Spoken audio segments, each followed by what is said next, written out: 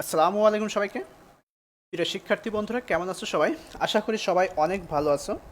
আজকে আমরা অর্থনীতির জন্য পরিসংখ্যান অনার্স তৃতীয় বর্ষ এই সাবজেক্ট থেকে ধারাবাহিকভাবে 17তম ক্লাস করব। আজকের লেকচারের টপিক হচ্ছে পৈশ বা পৈশায়ন বিন্যাস।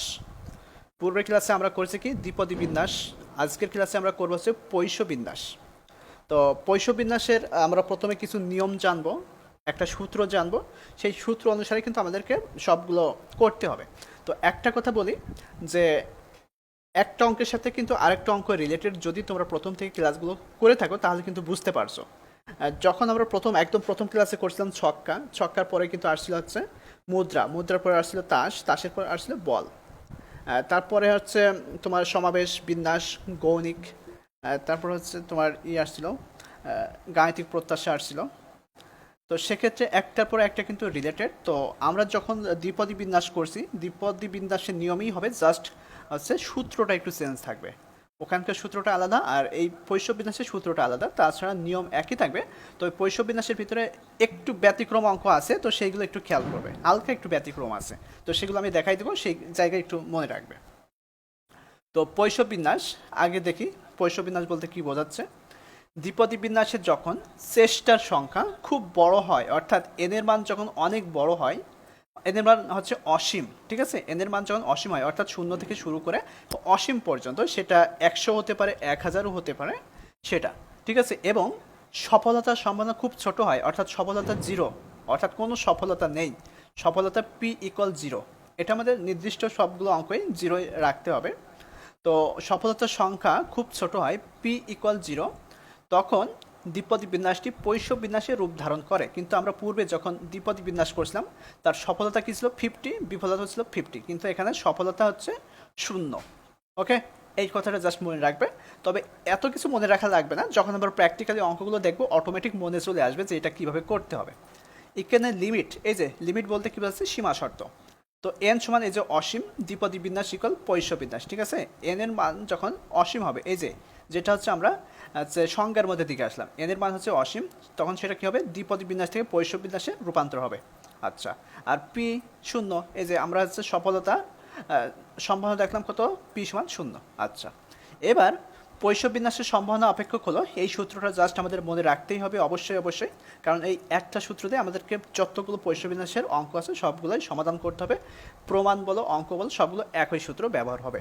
তো পি এক্স, এক্স এর মান কি? বিভিন্ন তথ্যমান, এই যে 0, 1, 2 ডট ডট ডট অসীম, ঠিক আছে? এটা হচ্ছে এন সংখ্যক না, এটা হচ্ছে অসীম, অর্থাৎ এক থেকে এর কোনো নির্দিষ্ট কোনো মান নেই, 1 থেকে 100 হতে পারে, 1000 হতে পারে অসীম, 1 লক্ষ হতে পারে অসীম। তো P X equal e⁻m m⁻x, নিচে হচ্ছে বাই এক্স ফ্যাক্টোরিয়াল। এই হচ্ছে আমাদের পৈশ বিন্যাসের সূত্র। এই সূত্রটা অবশ্যই অবশ্যই মনে রাখতে হবে। আবারও বলি, P X equal e⁻m m⁻x by X factorial চিহ্ন, অর্থাৎ আমরা এটা হচ্ছে গণিক মানটা ভেঙে নিব। তারপরে এক্স সমান কী বোঝাচ্ছে? এক্স সমান 0, 1 ডট ডট ডট ডট অসীম। আচ্ছা, এবার ই, ই হচ্ছে একটি স্থির মান, এই মানটা বের করলেও হবে, না করলেও হবে, কোনো সমস্যা নেই। তো ই হচ্ছে একটি স্থির মান যার মান দেওয়া থাকে কত? ক্যালকুলেটরে যদি তোমরা মানটা বের করো সেটার মান কিন্তু 2.718 থাকে, ঠিক আছে? ই হচ্ছে একটি স্থির মান যেখানে 2.718 এর মান, ঠিক আছে? ক্যালকুলেটরে কিন্তু এই মানটা বের হয়। আচ্ছা, M equal NP, M equal NP, তো একটি ধনাত্মক সসীম স্থির মান, একটি ধনাত্মক সসীম স্থির মান যাকে পৈশ বিন্যাসের পরামিতি বলা হয়। এম হচ্ছে পৈশ বিন্যাসের পরামিতি সমান এনপি, এন এর মান এবং পি এর মানটা গুণ করতে হবে। ওকে, এম ইকুয়াল এনপি একটি ধনাত্মক সসীম স্থির মান যাকে পৈশ বিন্যাসের পরামিতি বলা হয়। এমটা হচ্ছে পরামিতি এখানে, আর এক্স হচ্ছে সফলতার সংখ্যা, এক্স হচ্ছে সফলতার সংখ্যা। এইবার আমরা পৈশ বিন্যাসের কিছু বৈশিষ্ট্য দেখব, তবে এইগুলো মনে রাখবা একটু একটু। আমরা যখন অঙ্কগুলো প্র্যাকটিক্যালি দেখবো তখন তো একদম বিষয়টা ক্লিয়ার হয়ে যাবে। যতক্ষণ আমরা কোনো বিষয় প্র্যাকটিক্যালি না করি ততক্ষণ কিন্তু আমরা কিছুই বুঝতে পারি না, ঠিক আছে? আমরা যখন এই যে একটু একটু যে হচ্ছে বৈশিষ্ট্যগুলো দেখছি, সংজ্ঞাগুলো দেখছি, আসলে সংজ্ঞা বৈশিষ্ট্য তার আমাদের অঙ্কের মধ্যে আসে না। অঙ্ক তো অঙ্কের নিয়মে সমাধান হবে, ঠিক আছে? তো এইগুলো একটু জাস্ট হালকা পাতলা ধারণা দেওয়া যে যে বিষয়টা আমরা করতে যাচ্ছি সেই সম্পর্কে। তো পৈশ বিন্যাসের বৈশিষ্ট্য। তো পৈশ বিন্যাস একটি বিচ্ছিন্ন সম্ভাবনা চলকের বিন্যাস। এই বিন্যাসে এন এর সংখ্যা খুব বেশি হয়ে থাকে, যেটা আমরা সংজ্ঞার মধ্যে দেখছি। এর একটি মাত্র পরামিতি গড় হলো এম, ঠিক আছে, এর একটি মাত্র পরামিতি গড় হলো এম। এই বিন্যাসের গড় ও ভেদাঙ্ক সমান হয়ে থাকে, গড় ও ভেদাঙ্ক পরামিতি এম এর সমান, ঠিক আছে, এই কথাটা মনে রাখবে, আমাদের অঙ্কের মধ্যে লাগবে। এই বিন্যাসের গড় ও ভেদাঙ্ক সমান হয়ে থাকে, গড় ও ভেদাঙ্ক পরামিতি এম এর সমান। এবার আসি পৈষ্য বিন্যাসের সকল সম্ভাবনার যোগফল বা সমষ্টি এক হয়। পৈষ্য বিন্যাসের সকল সম্ভাবনার যোগফল বা সমষ্টি এক হয়। এই বিন্যাসের পরামিতি ব্যবধান হলো রুট এম, পরামিতি ব্যবধান হলো রুট এম। তারপরে আসি পৈষ্য বিন্যাস একটি ধনাত্মক বঙ্কিম বিন্যাস এবং এর বঙ্কিমতার পরিমাণ হলো 1/√m। এইগুলো লাগবে না অঙ্কের মধ্যে। পৈষ্য বিন্যাসটি অতি সুচালো এবং এর সুচালতার পরিমাণ হলো 1/m। এই বিন্যাসে একাধিক প্রচুরক বা মোড থাকতে পারে। যখন এম এর কোনো নির্দিষ্ট মান নাই, এমটা হচ্ছে আমাদের পরামিতি, ওই মানটা আমাদের প্রশ্নে দেওয়া থাকবে, এম সমান এত দেওয়া আছে, এম সমান 5 থাকতে পারে, এম সমান 10 থাকতে পারে, ওইটা কোনো নির্দিষ্ট মান না, ঠিক আছে। আমরা প্র্যাকটিক্যালে যাই, তারপরে প্রশ্নগুলো করো। এই বিন্যাসে একাধিক প্রচুর বা মোড থাকতে পারে। যখন পরামিতি এন সমান অসীম হয় তখন বেটা 1 সমান 0 ও বেটা 2 সমান 3 হয়, ঠিক আছে, এবং পৈষ্য বিন্যাস পরিমিত বিন্যাসের দিকে অগ্রসর হয়। যদি দুইটি চলক এক্স এবং ওয়াই পৈষ্য বিন্যাস মেনে চলে এবং এদের পরামিতি যথাক্রমে m1 m2 হয়, তাহলে চলকদের সমষ্টি এক্স প্লাস ওয়াই হবে, পৈষ্য বিন্যাস মেনে চলবে, যার পরামিতি হবে m1 প্লাস m2। এগুলো প্রশ্নের মধ্যে লাগবে না, অঙ্কের মধ্যে। এবার এই বিষয়টা লাগবে, যেটা হচ্ছে আমাদের অঙ্কের মধ্যেও লাগতে পারে এবং প্রমাণের মধ্যেও লাগতে পারে। পৈষ্য বিন্যাসের ই পাওয়ার এম সমান 1 প্লাস m/1 ফ্যাক্টোরিয়াল প্লাস তারপর হচ্ছে m²/2 ফ্যাক্টোরিয়াল, কারণ আমরা এখানে দুইটা নিচ্ছি, তারপর plus m3/3 factorial plus m/4 factorial plus dot dot dot অসীম। এইভাবে হচ্ছে আমরা সূত্রগুলো গঠন করব, যখন অঙ্কের মধ্যে আসবে তখন বিষয়টা বুঝতে পারবে। একটা এক্সাম্পল দিই, যে পৈষ্য বিন্যাসের অঙ্ক তো আমরা করবো, সেক্ষেত্রে যদি আমরা উদাহরণ ধরি, যে এটা কিন্তু আমরা দেখে আসছিলাম কি পৈষ্য বিন্যাসের সম্ভাবনা অপেক্ষক বা পৈষ্য বিন্যাসের আছে সূত্র। Example px equal e⁻² 2⁻3/3 factorial. এখন আমরা পৈষ্য বিন্যাসের সূত্র কি দেখছিলাম, আরেকবার সূত্রটা নিয়ে আসি, এই যে এই সূত্রটা নিয়ে আসি, আমি কিন্তু এখানে একবার করাই দিয়েছিলাম।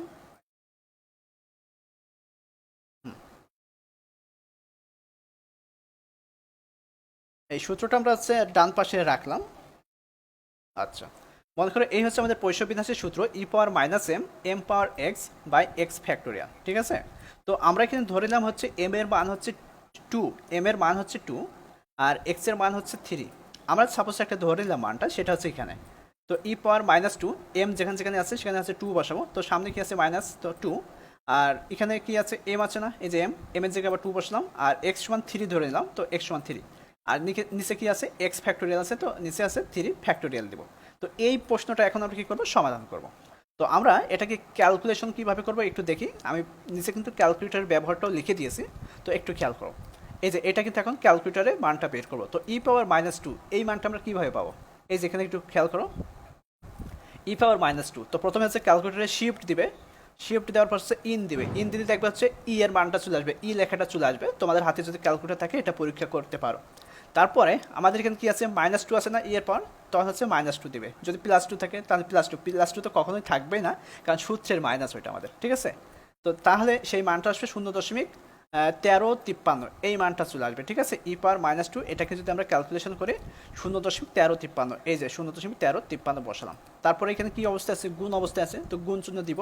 তারপরে 2কে যদি আমরা 3 করি, অর্থাৎ এটাকে যদি আমরা পাওয়ার করি, তাহলে 2কে যদি 3 বার গুণ করি, 2 ওকে 2 দুগুণে 4, 4 দুগুণে 8, এটা যদি ক্যালকুলেটরে দাও তাহলে দেখো 2⁻3, তো ক্যালকুলেটরে 2 দিবে প্রথমে, তারপরে এই যে এই চিহ্ন আছে একটা ক্যালকুলেটরে কিন্তু, হ্যাঁ, এই চিহ্নের উপরে ক্লিক করো, করার পর আছে 3, তারপর আছে যদি 5 থেকে 5, যদি 6 থেকে 6, যা থাকে তাই দিলে কিন্তু ক্যালকুলেটরে এই মানটা আসবে। এটা হয়তো বা সবাই অভ্যস্ত কীভাবে বের করতে হয়, তারপরে একবার জানাই দিলাম।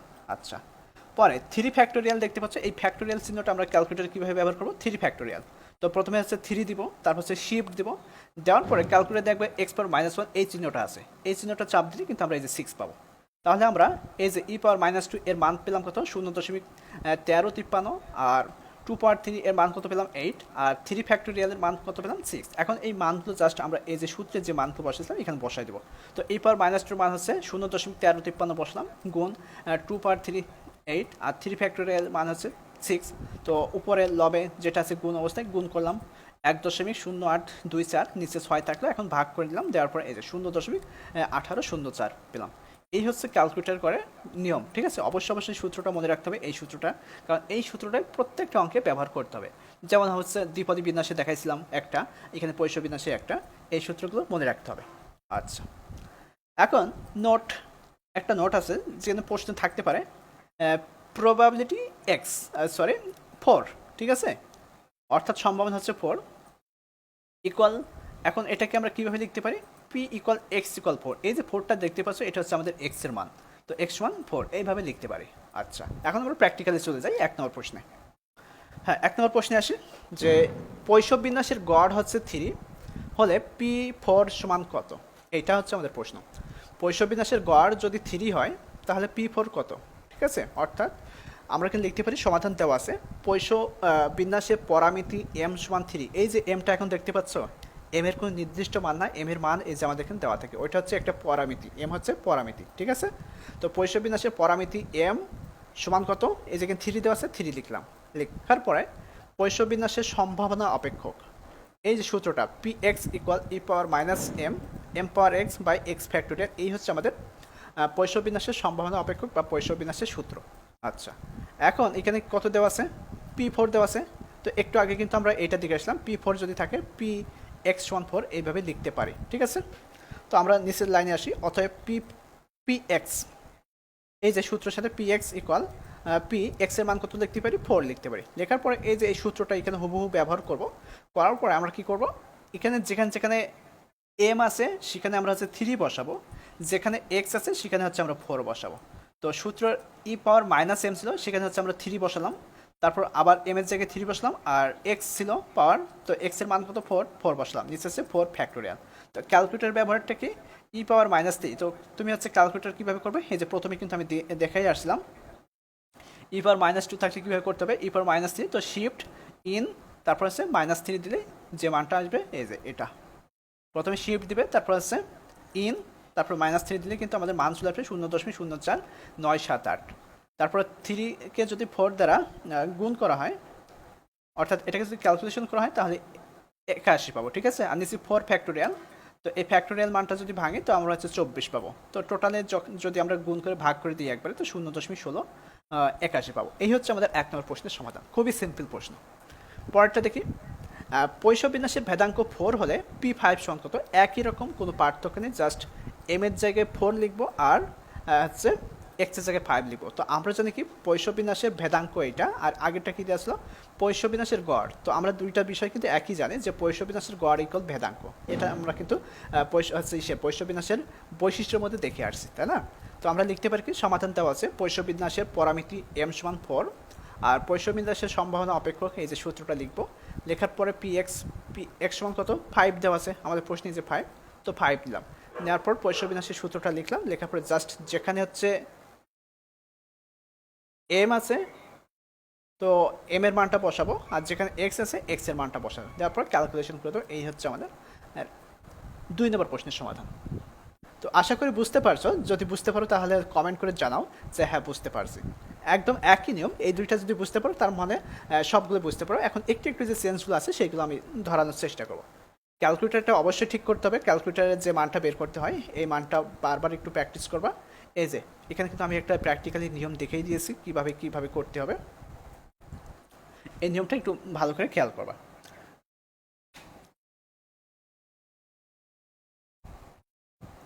আচ্ছা, 3 নম্বরটা দেখো, যে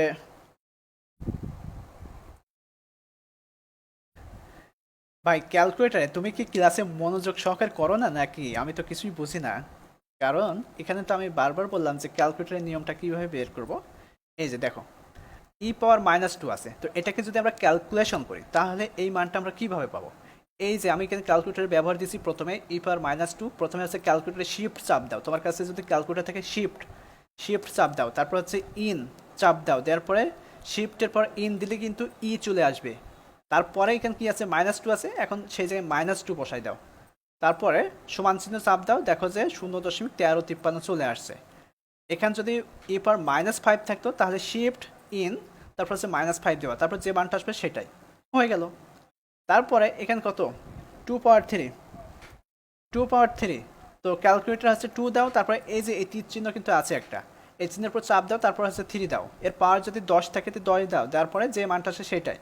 আর এই যে ফ্যাক্টোরিয়াল, এটা কিন্তু আমরা প্রথমেই কিন্তু দেখছিলাম গণিকের মান কীভাবে বের করতে হয়, তারপরে আরেকবার বলে দিলাম এবং এখানে লিখেও দিয়েছি 3 ফ্যাক্টোরিয়াল, এটাকে যদি মান বের করি তো 3 দিবে, তারপর হচ্ছে শিফট, তারপরে x⁻−1, এটা কিন্তু ক্যালকুলেটর এই চিহ্নটা আছে, যার পরে কিন্তু এই মানটা আসবে। যদি 10 ফ্যাক্টোরিয়াল আসে তো সেক্ষেত্রে 10 দিবে, তারপর হচ্ছে শিফট, তারপর হচ্ছে x⁻−1, এটা দিলে কিন্তু যে মানটা আসবে ওইটাই। প্রত্যেকটা একই নিয়ম, শুধুমাত্র মানগুলো ভিন্ন ভিন্ন আসবে। যখন তোমার 4 দেওয়া থাকবে, 5 দেওয়া থাকবে, এটা কিন্তু ব্যতিক্রম মানটা আসবে, ঠিক আছে? এগুলো একটু খেয়াল করতে হবে আর ক্লাসে একটু মনোযোগ দিতে হবে, ঠিক আছে? বলার থেকে শুনতে হবে বেশি কি বলছে। এবার 3 নম্বরটা দেখো, পৈশবিন্যাসে পরিমিত ব্যবধান √3 হলে p2 সমান কত? পরিমিত ব্যবধান √3 হলে p2 সমান কত? তো সমাধান দেওয়া আছে, পৈশবিন্যাসের পরিমিত ব্যবধান √m, যখন পরিমিত ব্যবধান বলেছে √m, সেক্ষেত্রে আমরা √m = √3 লিখলাম। লেখার পর এটাকে আমরা কি করব, বর্গ করে নিব, ঠিক আছে? যেহেতু আমাদের m এর মানটা বের করতে হবে, আমাদের এখানে যেহেতু পরিমিত ব্যবধান দেওয়া আছে, তো সেক্ষেত্রে আমরা কি লিখছি, √m আর সমান কত দেওয়া আছে, √3 দেওয়া আছে। তো সেক্ষেত্রে আমরা এখানে উভয় পাশে বর্গ করে পেলাম, উভয় পাশে বর্গ করলাম, ঠিক আছে? উভয় পাশে বর্গ করলাম, এ কারণে এখন √r² উঠে গেল, থাকছে কত, শুধু m। এখানে √r² উঠে গেল, থাকছে কত, 3। ওকে, তাহলে m এর মান কত, এখন m এর মান হচ্ছে এখন 3 পেলাম। তাহলে পৈশবিন্যাসের পরামিতি হচ্ছে m সমান 3। এখন একইভাবে পৈশবিন্যাসের সম্ভাবনা অপেক্ষকের যে সূত্র আছে, সূত্র ব্যবহার করলাম, করার পরে px x সমান কত দেওয়া আছে, 2 দেওয়া আছে না আমাদের প্রশ্নে, p2 বের করতে বলছে, তো 2 বসাবো। এই যে 2 বসালাম, বসানোর পরে জাস্ট এই যে সূত্রটা বসাবো, বসানোর পরে যেখানে m আছে m এর মানটা বসাবো, যেখানে x আছে x এর মানটা বসাবো, বসানোর পরে ক্যালকুলেটর করে দিয়ে সমাধান করে দেবো, হয়ে গেল। এবার 4 নম্বরটা দেখো, পৈশবিন্যাসের পরিমিত ব্যবধান বা আদর্শ বিচ্যুতি 2 হলে p6 সমান কত? পৈশবিন্যাসের পরিমিত ব্যবধান বা আদর্শ বিচ্যুতি 2 হলে p6 সমান কত? তো সমাধান দেওয়া আছে, পৈশবিন্যাসের পরিমিত ব্যবধান √m সমান কত, 2 দেওয়া আছে। আমরা এখন উভয় পাশে বর্গ করব, সেক্ষেত্রে √m পাওয়ার হচ্ছে 2, তারপর ইকুয়াল 2 পাওয়ার 2। তো এটা হচ্ছে √r² উঠে গেল, থাকছে কত, m। আর এখানে যেহেতু রুট নেই তাহলে এটা কি স্কোয়ার অবস্থায় আছে, তো 2 দ্বিগুণে 4 হয়, তাহলে m এর মান কত, 4। তো পৈশবিন্যাসের সম্ভাবনা অপেক্ষক কে, দেখো প্রত্যেকটা অঙ্কে একই সূত্র আসছে, সূত্রগুলো একটু ভালো করে মনে রাখতে হবে। তো এখন আমাদের px সমান কত দেওয়া ছিল প্রশ্নে, 6 দেওয়া ছিল না, এই যে 6 বসালাম, x এর মান বসানোর পরে জাস্ট সূত্রটা বসালাম, বসায় মানগুলো বসাই দেবো, যেখানে m আছে m এর মান বসাবো, যেখানে x আছে x এর মানটা বসাবো। 5 নম্বরটা দেখো, পৈশবিন্যাসের ক্ষেত্রে p2 সমান p3, এইটা হলে p4 সমান কত? তো আমরা হচ্ছে প্রথমে এটা বের করব, তারপর হচ্ছে এটা বের করব, ঠিক আছে?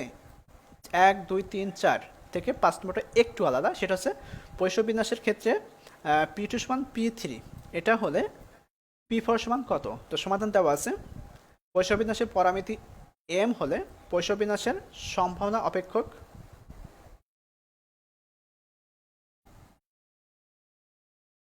হ্যাঁ, পৈশবিন্যাসের পরামিতি m হলে পৈশবিন্যাসের পরামিতি m হলে পৈশবিন্যাসের পরামিতি m হলে পৈশবিন্যাসের সম্ভাবনা অপেক্ষক। তো সম্ভাবনা অপেক্ষক সূত্রটা বসালাম, ঠিক আছে? সূত্রটা বসালাম, বসানোর পরে আমাদেরকে হচ্ছে মানটা বের করতে হবে। তো সেক্ষেত্রে আমরা হচ্ছে লিখতে পারি প্রশ্ন মতে p2 সমান p3, যেহেতু p2 সমান p3 এখানে দিছে, তো সেক্ষেত্রে আমরা p2 সমান p3টা বের করে নেব। এ দেখো p2 সমান p3 বের করতে বলছে আগে, তারপরে হচ্ছে p4। তো সেক্ষেত্রে আমরা লিখবো হচ্ছে পৈশবিন্যাসের পরামিতি m হলে m এর মান কিন্তু দেওয়া নেই, m এর মানটা আমরা বের করব, ঠিক আছে? পৈশবিন্যাসের সম্ভাবনা অপেক্ষক, তো সম্ভাবনা অপেক্ষক সূত্র হচ্ছে এটা। তো প্রশ্ন মতে p2 = p3, তো আমরা হচ্ছে এই যে পৈশবিন্যাসের সূত্রটা বাম পাশে বসালাম, আবার ইকুয়াল ডান পাশেও বসালাম। তো বাম পাশে কি আছে, হচ্ছে 2 আছে, বাম পাশে কি আছে, তোমার হচ্ছে 2 বসাতে হবে, আর ডান পাশে আছে 3 বসাতে হবে, অর্থাৎ x এর মান, এটা কিন্তু x এর মান, m এর মান না, m এর মানটা আমরা বের করব। তো p সমান 2 আর p সমান 3, এটা হচ্ছে x এর মান। তো x যেখানে যেখানে আছে আমরা 2 বসাবো, x যেখানে যেখানে আছে আমরা 3 বসাবো।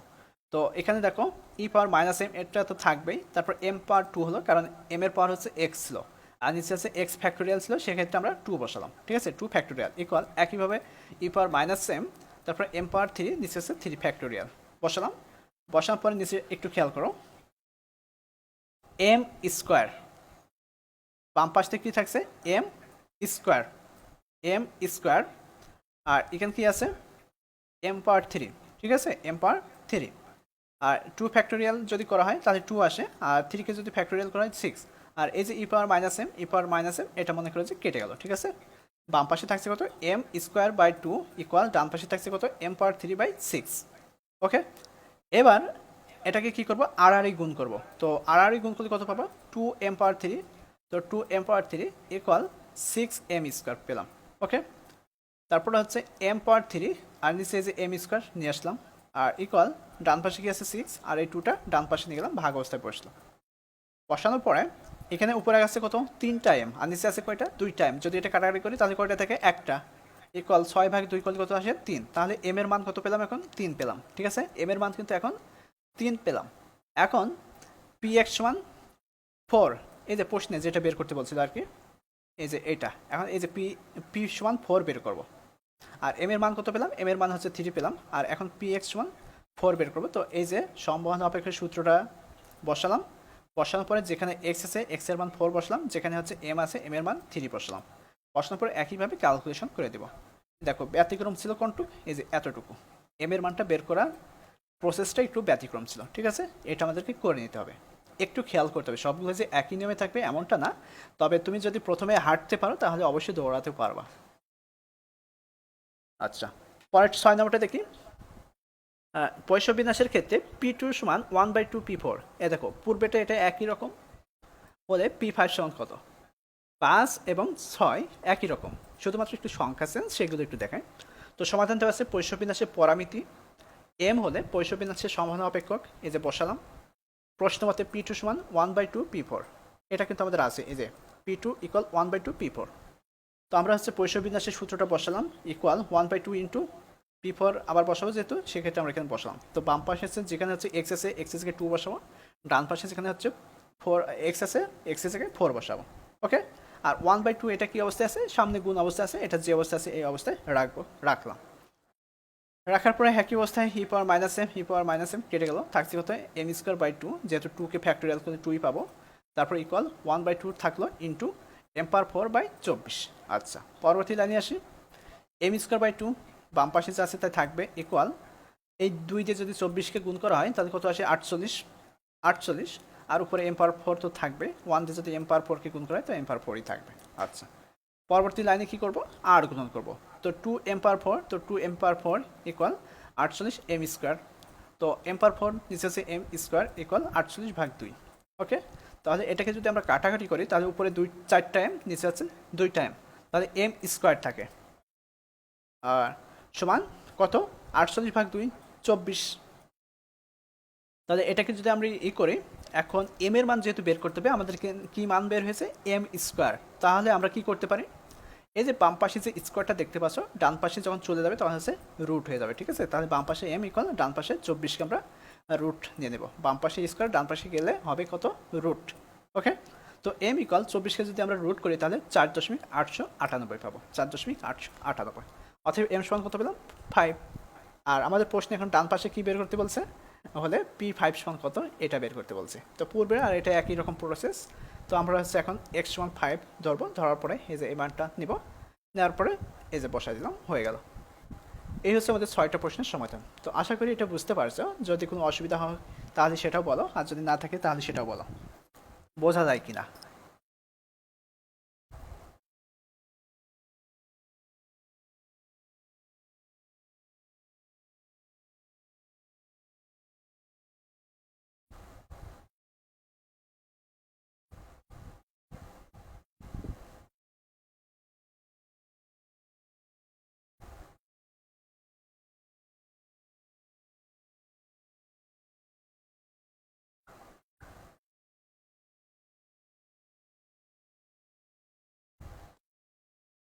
অঙ্ক যদি ধারাবাহিকভাবে শেখা হয় তাহলে খুব সুন্দর করে বুঝতে পারবা আর প্রকৃতভাবে শিখতে পারবা। ঠিক আছে, এটা তো অনেকের বলে বোঝানো যাবে না। অনেকে খুঁজে কি যে আমাকে কমন সাজেশন দেন। আসলে অঙ্কের ক্ষেত্রে কমন কমন এগুলো তো আমাদের হচ্ছে মাথা নষ্ট করে দিয়েছে।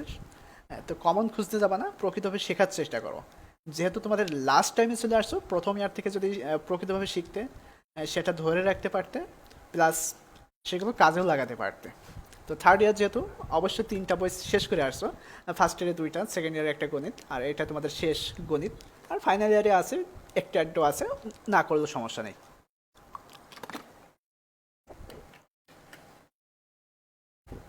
অঙ্কের ক্ষেত্রে কমন দেখতে যেও না, অঙ্কের ক্ষেত্রে প্রকৃতভাবে শেখার চেষ্টা করো। সুযোগ যেহেতু পেয়েছো, একটু শিখে নাও।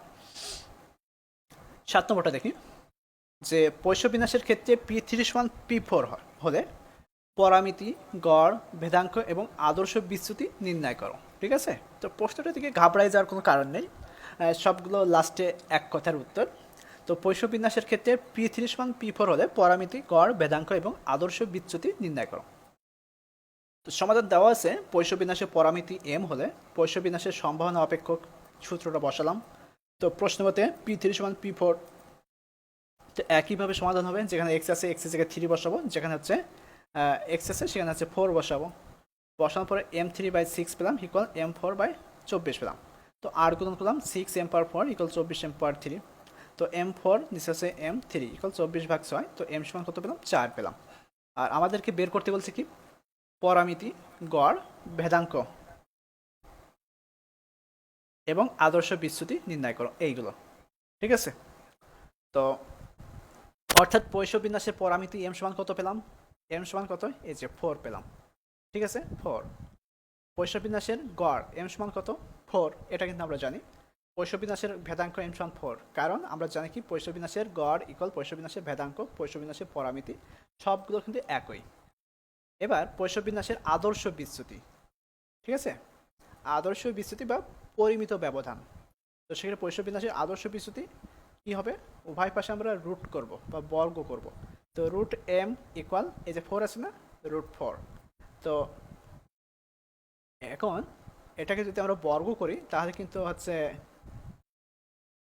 না, সরি, এখানে যদি পৈষ্য বিন্যাসের আদর্শ বিচ্যুতি √m ইকুয়াল √4, অর্থাৎ এটাকে উভয় পাশে আছে আমরা বর্গ করব।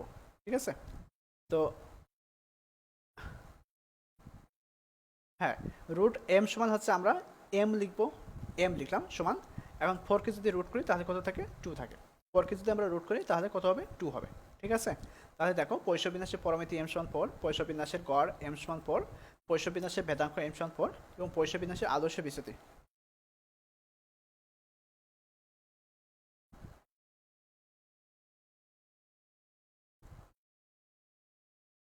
তো এই হচ্ছে আমাদের 1 থেকে 7 নম্বর প্রশ্নের উত্তর। হ্যাঁ, হ্যাঁ এটা হ্যাঁ এটা 4 হবে। এখন উভয় পাশে যদি বর্গ করা হয় তাহলে রুট রুটে উঠে যায়, সেক্ষেত্রে কত আসবে? হচ্ছে, হ্যাঁ, এটা হচ্ছে রুট রুট উঠে গেলে 4 হবে।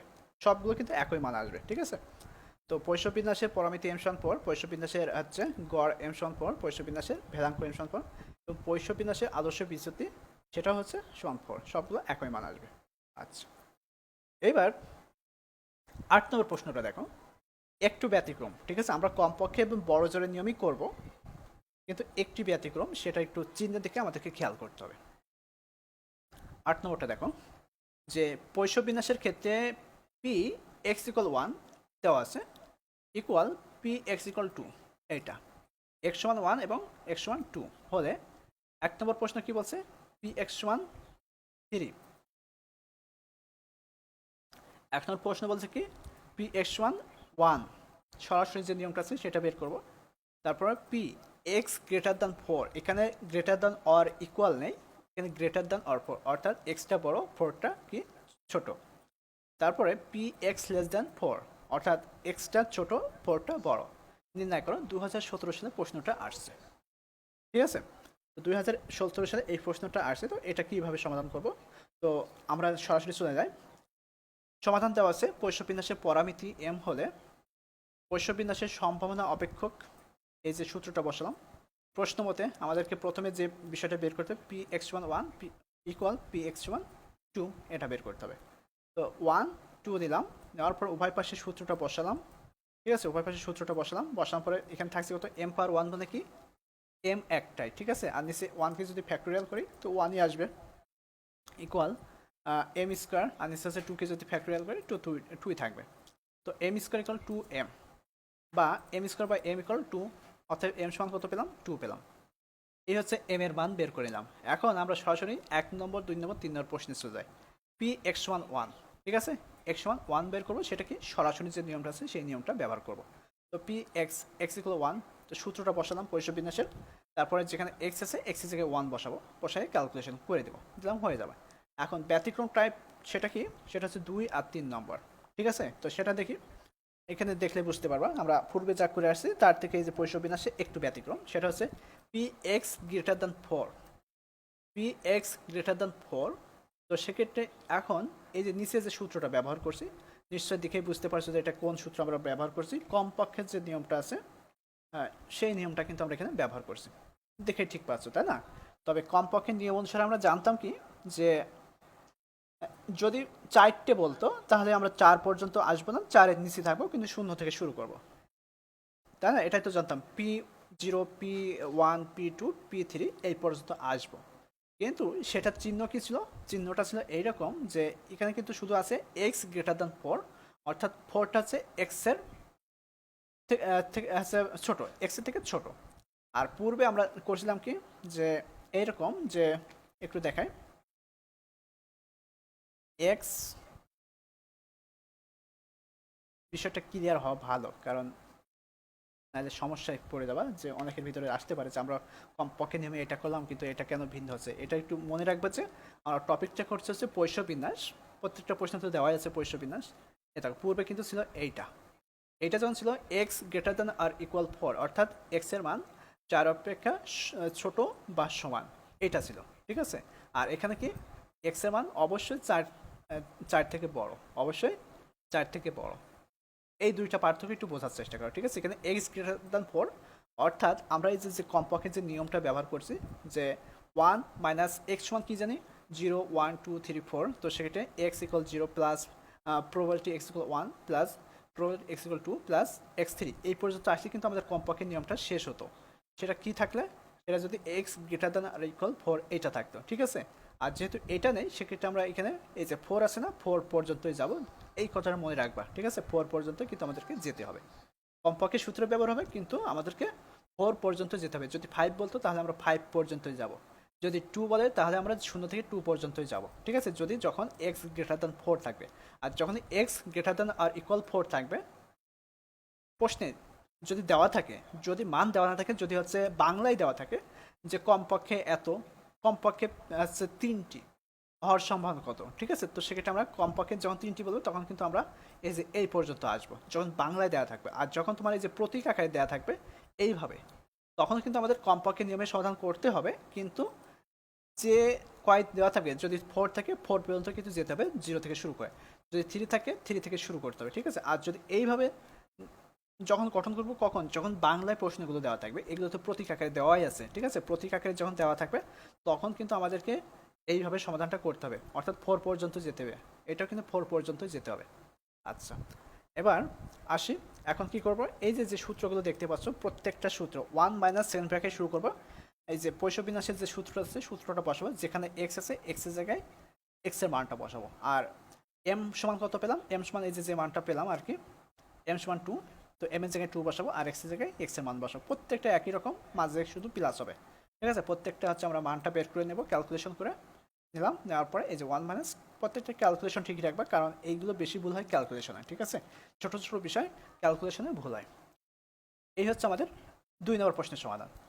এবার 4 নম্বরটা দেখো, পি এক্স লেস দেন 4, তাহলে এটা কিসের নিয়মে হচ্ছে, বড় জোর, ঠিক আছে। এটা কিসের নিয়ম হচ্ছে, এখন বড় জোরের নিয়ম, যেহেতু হচ্ছে এক্স এর মান হচ্ছে 4 অপেক্ষা ছোট, 4টা বড়, সেক্ষেত্রে বড় জোরের নিয়ম। তো বড় জোরের নিয়মটা কি, 0 থেকে যে কয় বলবে সেই কয় পর্যন্ত যেতে হবে, ঠিক আছে, এটাই কিন্তু আমরা জানতাম, তো এটা ঠিকই আছে।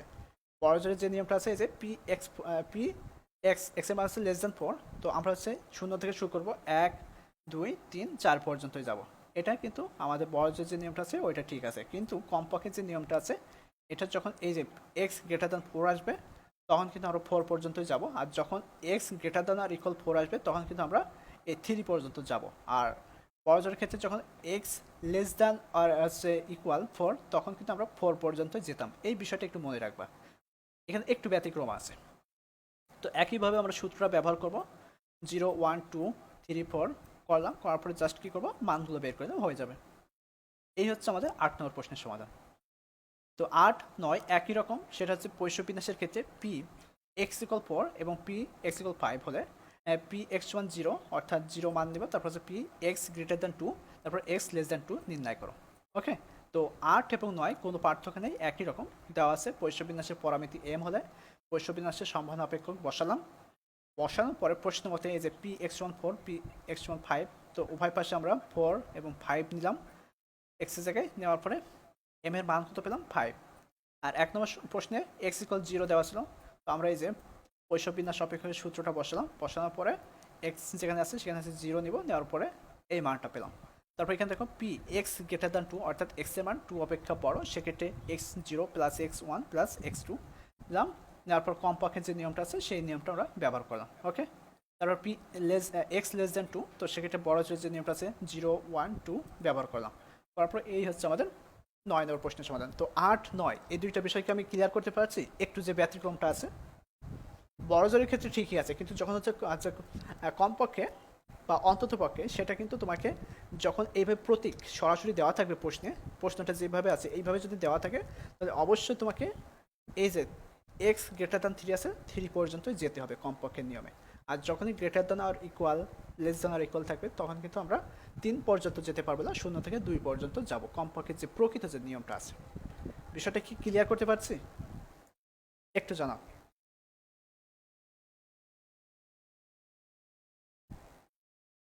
হ্যাঁ হবে, ওইটা যখন বাংলায় থাকবে তখন আমরা ওইটা ব্যবহার করব, যখন এইভাবে দেওয়া থাকবে তখন কিন্তু আর আমরা লেস দ্যান আর ইকুয়াল বা গ্রেটার দ্যান আর ইকুয়াল ব্যবহার করতে পারছি না, এগুলো তো আমাদের সরাসরি মানটা দেওয়াই আছে। তো সেক্ষেত্রে এইগুলো ব্যবহার করব, ওই ধরনের অঙ্ক করব আমরা, করি তারপরে বুঝতে পারবো। সব রকমই থাকবে, প্রশ্ন যে সবগুলো একইভাবে যাবে এমনটা না, একটু একটু ব্যতিক্রম থাকবে, ঠিক আছে? তো সেগুলো একটু বোঝার চেষ্টা করতে হবে। তো পৈশবিন্যাসের পরামিতি ব্যবধান আদর্শ বিস্তৃতি 1 হলে এক্স গ্রেটার দ্যান 3 এবং এক্স লেস দ্যান 3 কত? তো এখানে দেওয়াই আছে এম সমান 1, ঠিক আছে? তো এক্স গ্রেটার দ্যান 3 এবং এক্স লেস দ্যান 3 কত? তো সমাধান দেওয়া আছে পৈশবিন্যাসের পরিমিত ব্যবধান, ঠিক আছে? পরিমিত ব্যবধান রুট এম সমান 1 দেওয়া আছে, তো উভয় পাশে আমরা বর্গ করছি, করার পরে এম এর মান কত পেলাম 1, অর্থাৎ এম এর মান এখানে হচ্ছে 1। তো পৈশবিন্যাসের সম্ভাবনা অপেক্ষক এই যে বসালাম, বসানোর পরে পি এক্স গ্রেটার দ্যান 3, তো আমরা 0 1 2 3 পর্যন্ত গেলাম, যাওয়ার পর জাস্ট সূত্রটা একই সূত্র, দেখছো? মানে একই সূত্র, মাঝে শুধু একটু ব্যতিক্রম কি ঘটছে, এই যে প্রথমে 2 4টা লাইন, এই তাছাড়া কিন্তু একই রকম। ওকে, তারপর হচ্ছে পি এক্স লেস দ্যান 3, তো এটা বড় জোরের নিয়ম যেটা আছে সেটা করতে হবে, করার পরে এই যে মানটা বসে দেবো, হয়ে গেল। এই হচ্ছে আমাদের 10 নম্বর প্রশ্নের সমাধান। এখন আমরা তো এই যে গ্রেটার দ্যান লেস দ্যান দেখলাম, ওইগুলো তো আমাদের সরাসরি দেওয়া ছিল, চিহ্নগুলো কিন্তু সরাসরি দেওয়া ছিল।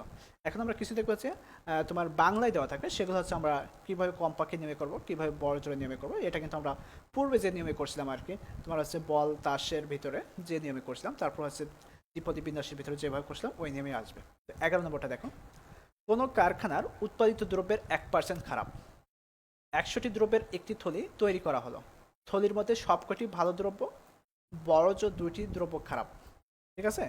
তারপরে কমপক্ষে একটি দ্রব্য খারাপ হওয়ার সম্ভাবনা কত? দেখো এখানে বাংলায় দেওয়া আছে, এখানে কিন্তু প্রতীক আকারে দেওয়া নেই, সেক্ষেত্রে তোমার এখানে বড় জোরের যে নিয়মটা আছে সেই নিয়মটা ব্যবহার করতে হবে, কমপক্ষে যে নিয়মটা আছে সেই নিয়মটা ব্যবহার করতে হবে। এটা হচ্ছে 2006 সালে আসছিল জাতীয় বিশ্ববিদ্যালয়, ঠিক আছে? প্রশ্নটা আরেকবার পড়ি, কোনো কারখানার উৎপাদিত দ্রব্যের 1% খারাপ, 100টি দ্রব্যের একটি থলি তৈরি করা হলো, 100টি দ্রব্যের একটি থলি তৈরি করা হলো, থলির মধ্যে সবকটি দ্রব্য ভালো, বড় জোর 2টি দ্রব্য খারাপ, তারপর হচ্ছে কমপক্ষে একটি দ্রব্য খারাপ হওয়ার সম্ভাবনা কত? তো সমাধান দেওয়া আছে, নমুনার আকার এন সমান কত 100। আমরা কি দেখছিলাম যে নমুনার আকার অসীম, অর্থাৎ 0 থেকে শুরু করে অসীম হবে, তাহলে এখানে নমুনার আকার দেওয়া আছে 100, বসালাম। তারপর উৎপাদিত দ্রব্য খারাপ হওয়ার সম্ভাবনা, খারাপ হওয়ার সম্ভাবনা হচ্ছে 1%, যেহেতু এখানে পার্সেন্টেজ আছে তো 1%, তো 1/100 তো এটাকে যদি পার্সেন্টেজ বের করি তো 0.01 পাবো। আচ্ছা, তাহলে পি সমান কত পেলাম? 0.01। তো আমরা জানি পৈশব বিন্যাসের গড় এম সমান কত? এনপি। এটা কিন্তু আমরা জানি, এটা কিন্তু আমরা জেনে আসছি প্রথমে, সেটা কিন্তু এখন লাগছে, এতক্ষণ লাগেনি। তো পৈশব বিন্যাসের গড় এম সমান কত? এনপি। তো এন এর মান কত? 100, তার সাথে পি এর মান এই যে 0.01 বসালাম। তাহলে মান কত পেলাম? 1। একসাথে যদি 0.01কে গুণ করা হয় তো একই আসে। ঠিক আছে কিনা একটু দেখি তো। 100 গুণ 1, হ্যাঁ ঠিকই আছে, একই আসবে। এবার পৈশব বিন্যাসের সমান অপেক্ষক, এই যে সূত্র যেটা আছে একই সূত্র বসালাম। এবার প্রশ্নে চলে আসি সরাসরি। সব কয়টি দ্রব্য ভালো হওয়ার সম্ভাবনা, সব কয়টি দ্রব্য ভালো হওয়ার সম্ভাবনা। যেহেতু প্রশ্নটা শুরুই ছিল হচ্ছে কি, যে কোনো কারখানায় উৎপাদিত দ্রব্যের 1% খারাপ, খারাপ দিয়ে শুরু ছিল। আর এখানে প্রশ্নটা করেছে কি সব কয়টি দ্রব্য ভালো, সেক্ষেত্রে সব কয়টি দ্রব্য ভালো হওয়ার সম্ভাবনা P(x1) 0। ঠিক আছে। তো এখন যেখানে এক্স আছে সেখানে এক্স এর জায়গায় আমরা শূন্য বসাই দেবো, দেওয়ার পরে জাস্ট ক্যালকুলেশন করে দেবো, হয়ে যাবে। এবার 2 নম্বর প্রশ্ন আসি, বড় জোর দুইটি দ্রব্য খারাপ হওয়ার সম্ভাবনা। তো আমরা লিখতে পারি কি, P(x) এ দেখো আমরা কিন্তু এখন এই বাংলা কথাটা এখন প্রতীক আকারে লিখে নিচ্ছি, x less than or equal to, এটা কিন্তু লিখে নিচ্ছি। ঠিক আছে, এই কথাটা বাংলা যখন থাকবে তোমাকে তখন এইভাবে লিখে নিতে হবে, তুমি তখন আর শুধু লেস দেন বসাতে পারছো না, আমাদের প্রকৃত যে নিয়মটা আছে সেই নিয়মটা ব্যবহার করতে হবে। আর যখন ওইভাবে নির্দিষ্টভাবে দেওয়া থাকবে তখন কিন্তু ওই নিয়মটাই বসাতে হবে।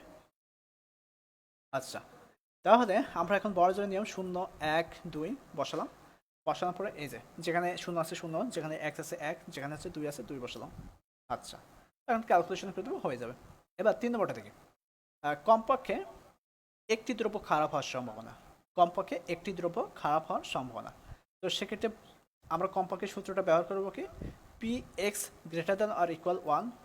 ওকে, তো 1 মাইনাস P(x1) 0, কারণ যেহেতু 1 বলেছে তো আমরা 1 পর্যন্ত আসতে পারছি না, 1-এর নিচেই থাকতে হবে, তো সেক্ষেত্রে শূন্য, শুধুমাত্র শূন্য। যদি 2 বলতো তাহলে 0 তারপর 1 এইভাবে নিতাম। ঠিক আছে, অবশ্যই মনে পড়ছে বিষয়টা।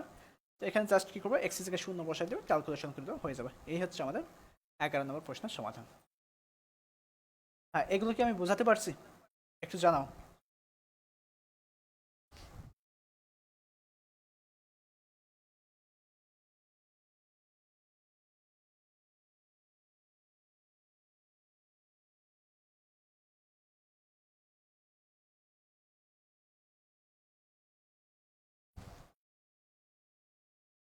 ও, আজকের মতো থাকবে?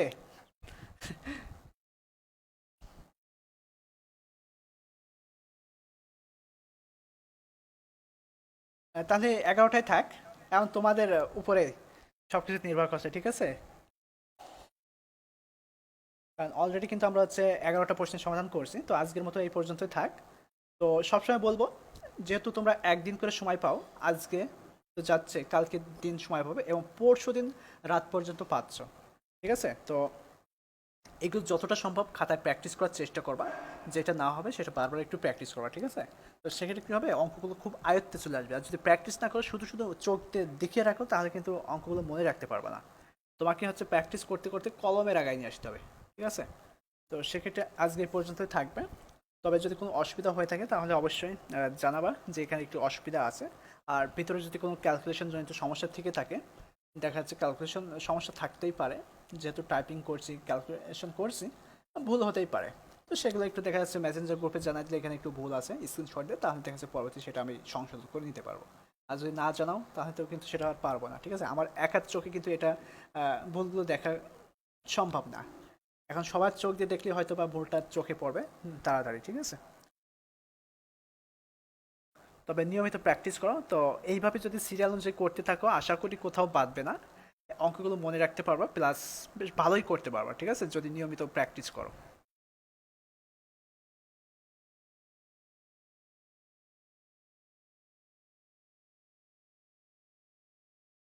হ্যাঁ এন, হ্যাঁ এন এর মান থেকে বুঝতে হবে যে এন এর মান কতগুলো আছে। দ্বিপদ বিন্যাসে কি ছিল, 1 থেকে 30-এর মধ্যে। আর এখানে কি দেখলে, 100 হতে পারে, 200 হতে পারে, অসীম। ঠিক আছে, তবে এগুলো তো দেখেই তো বোঝা যাচ্ছে যে এই অঙ্কটা এইভাবে করতে হবে আর কি। দেখো প্রত্যেকটা অঙ্কের ভিতরে একটু ব্যতিক্রম টাইপের আছে, যে রক্তের কোষে লোহিত রক্তকণিকা থাকার সম্ভাবনা এত হলে 500টি, এ দেখো এখানে 500টি আছে। ভাই এম এর মান যদি না দেওয়া থাকে তাহলে এই যে এতক্ষণ আমরা কি বের করলাম, এম এর মান ওই যে বের করে দিলাম, তুমি কি খেয়াল করোনি? এম এর মান কিন্তু দেওয়া ছিল না 6-7 নম্বর প্রশ্নে, সেখানে আমরা বের করে নিয়ে নি। আরেকবার দেখাই, এম এর মান কিন্তু দেওয়া ছিল না। দেখো এখানে কিন্তু আমরা এম এর মানটা বের করে নিয়েছি। বাম পাশ ডান পাশ প্রশ্নগুলো খুব ভালো করে খেয়াল করবা, করার পরে এই যে আমরা এই দেখো এম এর মান বের করছি 5। এর মানটা কিন্তু আমাদের প্রশ্ন দেওয়া ছিল না, এই দেখো 9 নম্বর প্রশ্নটা, P x one four P সমান পি এক্স ওয়ান 5। 8-9 যে প্রশ্নটা আছে এখানে কিন্তু এম এর মান দেওয়া ছিল না, সেক্ষেত্রে আমরা এই যে পি এক্স ওয়ান ফোর আর পি এক্স ওয়ান 5 নিয়ে কিন্তু আমরা এম এর মানটা পাইছি। ঠিক আছে, এই দেখো এম এর মানটা পাইছি। পাওয়ার পরে তারপরে 1 নম্বর 2 নম্বর 3 নম্বর প্রশ্নের সমাধান করছি এক্স এর মান 0, তারপর হচ্ছে x greater than 2, x less than 2 ধরে। এগুলো একটু খেয়াল করতে হবে।